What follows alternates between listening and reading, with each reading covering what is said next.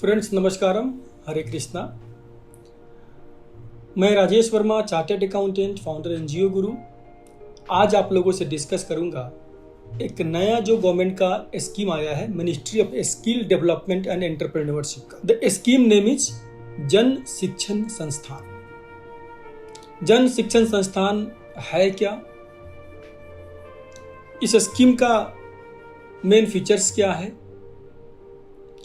कौन से NGO apply कर सकते हैं, I mean what are the eligibility criteria to apply for this JSS project, and apply करने के बाद किस प्रकार से, कैसे इसका सिलेक्शन प्रोसेस क्या है और अप्लाई करने में किन किन बातों का ध्यान रखना है, उसके बारे में बात करेंगे। तो आइए जानते हैं कि जन शिक्षण संस्थान है क्या आखिर। फ्रेंड्स, जन शिक्षण संस्थान जेएसएस एक नॉर्मल स्किल डेवलपमेंट प्रोग्राम है, ministry of skill development and entrepreneurship का। यहाँ पर बेसिकली फोकस जो बेनिफिशियरी है वो है school drop outs, college drop outs, या जो 8th स्टैंडर्ड पास लोग हैं या फिर बिल्कुल पढ़े लिखे लोग नहीं हैं, उन लोगों को भी स्किल डेवलपमेंट कर करके उनको प्लेसमेंट दिलवाना, उनको रोजगार दिलवाना मेन पर्पस है इस योजना का, जन शिक्षण संस्थान का। अब जो मैंने बताया था कि आखिर वे कौन से एनजीओ है जो अप्लाई कर सकते हैं, इसके लिए कौन अप्लाई कर सकता है। पहली बात तो जेएसएस का एप्लीकेशन प्रपोजल अप्लाई करने के लिए you must be an NGO. एक एनजीओ ही अप्लाई कर सकता है, चाहे वो ट्रस्ट हो, सोसाइटी हो या फिर सेक्शन 8 कंपनी हो। Normal business organisation can not apply for this. अब जो इसका रिक्वायरमेंट है that the NGO must be 3 years old. आपके एनजीओ का कम से कम 3 साल का फंक्शनिंग होना चाहिए।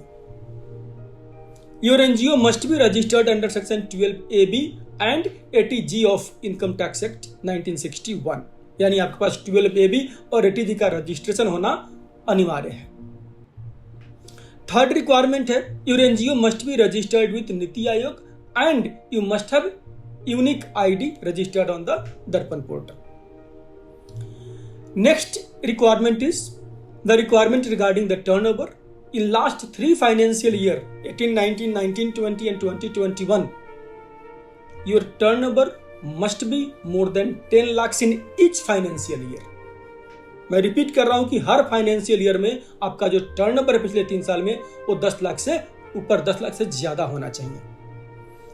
और जो अदर रिक्वायरमेंट्स है, your organisation must have experience in skill development. आपके पास स्किल डेवलपमेंट का, कौशल विकास का, कार्य का अनुभव होना चाहिए। और सबसे इंपॉर्टेंट डॉक्यूमेंट यहाँ पर होता है आपका एनुअल रिपोर्ट।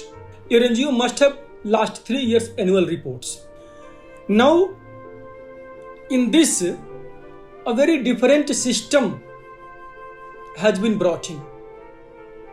जो इसका स्क्रीनिंग प्रोसेस है, जो सिलेक्शन प्रोसेस है after application, being eligible organisation अगर आप अप्लाई करते हैं तो यहाँ पर 100 मार्क्स अलॉट किया गया है सिलेक्शन प्रोसेस में। 50 मार्क्स है आपका स्क्रीनिंग का। जब इनिशियली आपका एप्लीकेशन अप्लाई होगा, then application will be screened with 50 marks.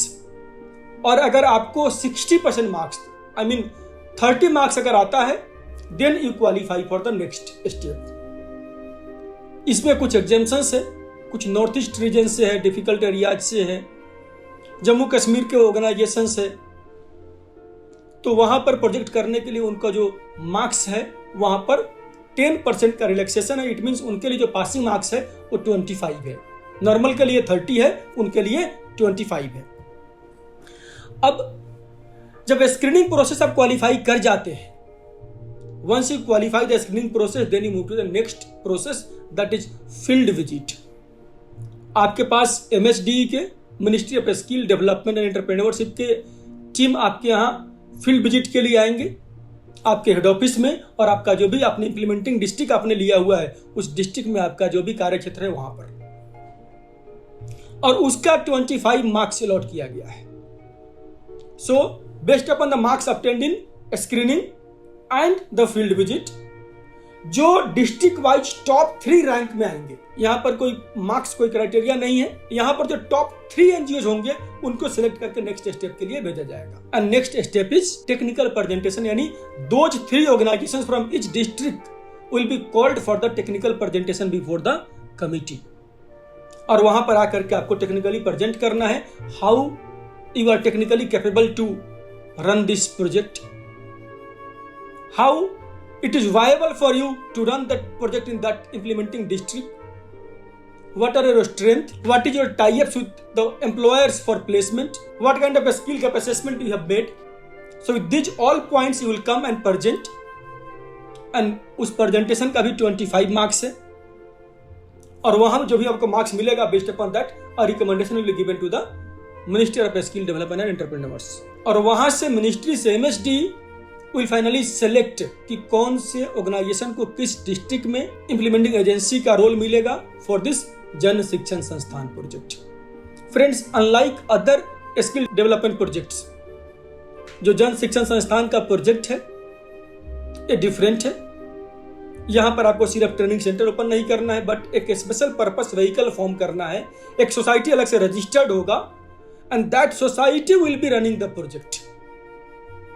जो आपका एनजीओ होगा उसका रोल होगा मदर एनजीओ का, but the project will be run in the name of जन शिक्षण संस्थान ऑफ दैट डिस्ट्रिक्ट.